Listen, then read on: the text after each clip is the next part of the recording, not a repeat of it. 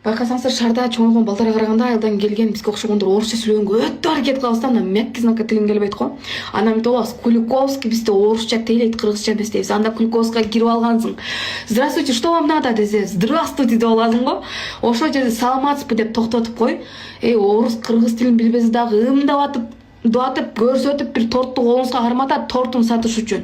А жок, биз мынтебиз да, здравствуйте десе өзүбүздү элегантно көрсөтүш үчүн здравствуйте деп туруп улантабыз го, билсек билбесек. Бизде мындай нерсе бар. Кыргызча сүйлөп атсаң, орус тилин билбейт окшойт деп түшүнөт окшойт да.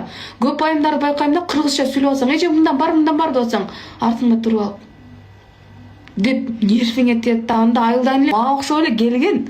Ошентет да, каш айтып же кишине. Тил билелик, тил билген жакшы. Орус тилин, англис тилин тыталык бардыгын. Бирок орду менен кимге сүйлөөнүн деле өзүнүн жолу бар да.